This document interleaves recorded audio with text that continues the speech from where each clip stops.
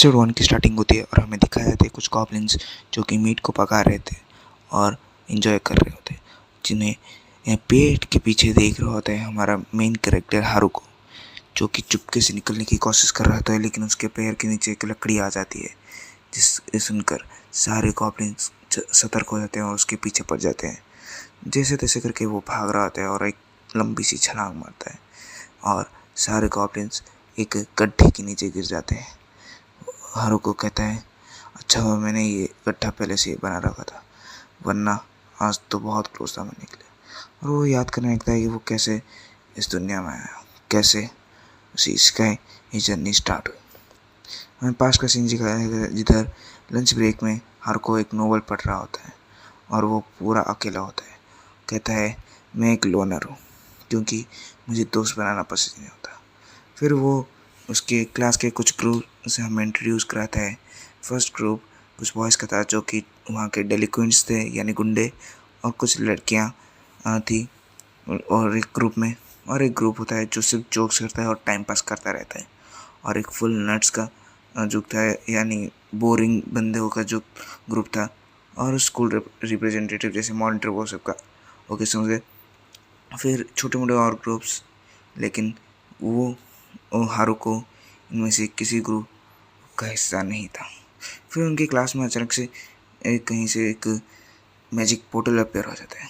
उसे देखकर हारुको कहता है, एक सेकंड, ये तो एक मैजिक पोर्टल है, इसे तो मैंने लाइट नॉवेल्स में देखा है। मुझे इस सब में इंटरेस्ट नहीं है, मुझे इससे काय नहीं होना। ये कहकर वो अपनी क्लास से निकलना चाह रहा था, लेकिन उसका गेट नहीं खुलता। क्लास का गेट नहीं खुलने से वो परेशान हो जाता है और देखता है कि वो जो मैजिक पोर्टल है धीरे धीरे होकर उसके पास ही आ रहा था। इसलिए वो उस क्लास का वेंटिलेटर खोल के उसके ऊपर चढ़ जाता है और सोचता है, अब मैं यहाँ पर सेफ हूँ और इधर मैजिक पोर्टल अपीयर नहीं हो सकता। लेकिन अचानक से उधर मैजिक पोर्टल ओपन होता है और वो दूसरी दुनिया में, यानी दूसरे किस डायमेंशन में ट्रांसफर हो जाता है। वो पूरा सफ़ेद था। वो सोचने लगता है कहीं से शायद कोई एक मोटा हट्टा कट्टा राजा आ जाएगा या फिर कोई सुंदर सी लड़की आ जाएगी, लेकिन होता है टोटली उल्टा।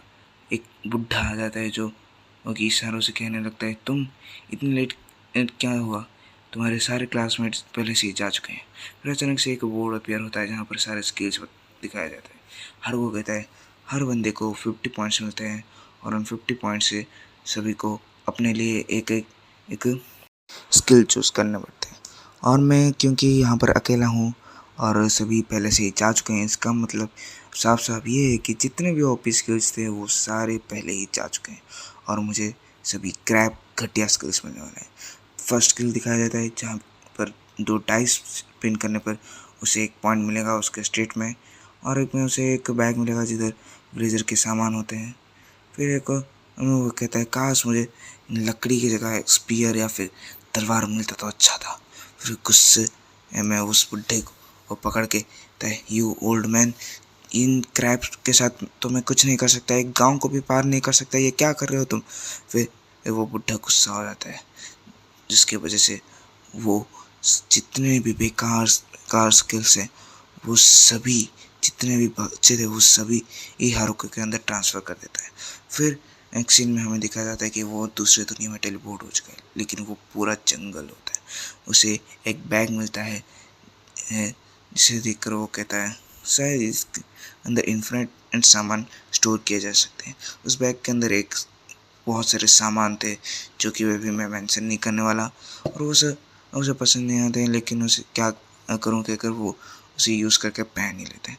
फिर वो कहता है, फिर वो अपने स्टैट्स को ओपन करना चाहता था, लेकिन उसके स्टैट्स ओपन नहीं होते। वो उसमें लिखा था कि पहले अपने डाइस को रोल करो, कोई और डाइस नहीं, वो डाइस जो उसे मिले हैं। फिर वो डाइस को रोल करता है, उसमें डबल एम आता है। वो सोचता है ये एम का मीनिंग क्या है। फिर वो सोचता है कि वो इसे किस में यूज़ करें, HP या MP।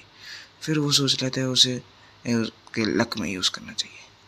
फिर वापस से वो अपने स्टैट्स को बुलाता है तो स्टैट्स आ भी जाते हैं। वो अपने स्टैट्स को चेक कर रहा होता है, जिससे उसे पता चलता है कि उसका लक मैक्स हो चुका है और बाकी के भी ठीक ठाक हैं। और उसको 2 उन्हें स्किल्स मिलते हैं, जिसमें था लोनर, जिसमें वो अपनी खुद की पार्टी फॉर्म नहीं कर सकता, ना ही किसी और के ग्रुप में जा सकता है। उसे ये पूरा वर्ल्ड में अकेले ही सरवाइव करना है और जैसे तैसे चलना है। जिसे पढ़कर वो बहुत दुखी हो जाता है, सोचता है इस दुनिया में मैं अपना हरम नहीं बना सकता। बहुत नोबल पड़ता है भाई ये। फिर वो अपने चारों तरफ देखता है और सोचता है इधर तो मेरे बहुत सारे क्लासमेट्स भी आए थे, कहाँ चले गए वो सारे। छोड़ो, मुझे क्या, मुझे तो लो उन्हें की एबिलिटी मिले, मैं अकेले रहूँगा। मेरा फर्स्ट गोल है एक बेस बनाने का। फिर वो सोचने लगता है कि जो जितने भी मुझे ये सारे स्किल्स मिले, क्या उससे मैं एक भी मॉन्स्टर को मार पाऊँगा। फिर वो अब जंगल की तरफ देखता है। जंगल पूरा घना होता है जिससे उसे कुछ नहीं दिखाई देता। फिर वो सोचता है हाँ, मुझे एक लेंस भी तो मिला है, जिसे पहनने के बाद उसे अप्रेजल स्किल मिलती है और उसे देखते ही वो समझ आता है इससे शायद मुझे सारे स्किल्स के पता चलेगा। फिर उसे देखता है सारी चीज़ों के नाम सभी पता चलता है और उसे अप्रेजल स्किल की शक्तियाँ मालूम चलती है। और वो देखता है कुछ मशरूम्स जो एडिबल हैं और वो खा सकता है। वो थोड़ी देर ट्रैवल करने के बाद उसे एक नदी मिलती है जहाँ पर वो अपना बोतल डालकर पानी पैक करने लगता है। वो सोचता है कि ये पानी पीने लायक तो होगा ही, इसलिए वो पानी ये पी लेता है। फिर थोड़ी देर और ट्रैवल करने के बाद उसे एक गुफा मिलता है जहाँ पर जाने के लिए उसे डर लग रहा था कहीं मॉन्स्टर ना आ जाए। तो जैसे वो गुफा को चेक करता है, वो गुफा पूरा खाली होता है, पूरा अबेंडेंट होता है। फिर वो सोचता है ये इससे यही है इसका बेस। इसलिए वो लैंटर्न और कुछ टेंट निकलता है और अपने टेम्परेचर मैजिक से फायर भी लगाता है जिससे मॉन्स्टर उसके पास में है। वो सोने से पहले अपने स्टेट्स चेक करता है और देखता है कि उसका टेम्परेचर का जो मैजिक है वो लेवल अप हो चुका है और फायर एट्रीब्यूट भी अनलॉक हो चुका है। और फिर हमें नेक्स्ट डे का सीन दिखाया जाता है। वो उसके टेंट से ऐसे झांक कर देख रहा होता है कहीं कोई प्रॉब्लम तो नहीं। फिर उसे याद आता है कि हाँ, कि उसने एक आर्टिफैक्ट लगाया था एक लैंटर्न की ये जैसा, जिससे सारे के सारे मॉन्स्टर्स दूर रहे थे। फिर उसे ज़ोरदार भूख लगती है जिसकी वजह से वो उसे जितने भी स्टून्स मिले थे उसे एक पैन में डालकर खाने लगता है और सोचता है ये विलेजर्स बैग तो बहुत मस्त है, इससे तो मुझे एक नाइफ, पैन और ऐसे ही बहुत सारे सर्वाइवल के किट मिल गए। ये विलेजर बैग तो सर्वाइवल के लिए बहुत मस्त है यार। फिर वो ये सब अब ख़त्म करने के बाद निकलता है और सोचता है मुझे मेरा बेस तो मिल गया, लेकिन अभी खाने पीने की जो दिक्कत है उसे ख़त्म करना है। फिर जब वो जाता है वो उसे बहुत सारे और चीज़ें मिलती हैं जिसे वो कलेक्ट करके अपने बैग में डाल देता है। और फिर उसके अप्रेजल स्किल के द्वारा उसे पता चलता है उसके पास कुछ गॉब्लिन्स है जिन्हें देख कर वो डर जाता है। फिर उनके वो स्टैट्स चेक करता है जिससे मालूम चलता है उनके स्टैट्स उनसे कई गुना ज़्यादा है, इसलिए वो और डर जाता है। लेकिन वो सोचता है अगर उसे इस जंगल में रहना है तो उनसे फाइट करना ही पड़ेगा। इसलिए वो अपने वेपन में अपने पैकिंग स्किल को यूज़ करके उनके ऊपर अटैक कर ही देता है बहुत हिम्मत करके। फिर उनमें से एक को एक स्ट्राइक में ही ख़त्म कर देता है। फिर उसका साथी उसके ऊपर अटैक करता है लेकिन हर को कैसे न कैसे करके उनसे डॉज कर देता है। फिर अपने मैजिक स्किल के यूज़ से उस आखिरी गॉब्लिन को भी मार देता है। फिर थोड़ी समय के बाद शाम हो जाती है और वो उसी नदी के पास जाकर थोड़ा पानी पीता है और सोचता है ये मेरी फर्स्ट बैटल थी और फर्स्ट बैटल बहुत सक्सेसफुल गई। फिर जब वो अपने गुफा में पहुंचता है वो देखता है कि जो गॉब्लिन को मारने के बाद उसे एक हथियार मिला है और वो स्टिक से बहुत ज़्यादा बेकार है। और वो देखता है कि उसका लेवल अप हो चुका है जिसकी वजह से वो बहुत खुश होता है और चेक करता है कि उसके स्टैट्स भी डबल से भी ज़्यादा हो चुके हैं। और उसे कुछ एक तो नए स्किल्स भी मिले, लेकिन मुझे कुछ समझ में नहीं आया कि मैंने बताया। फिर तीसरे दिन दिखाया जाता है कि वो मशरूम्स खा खा कर बहुत बोर हो चुका है।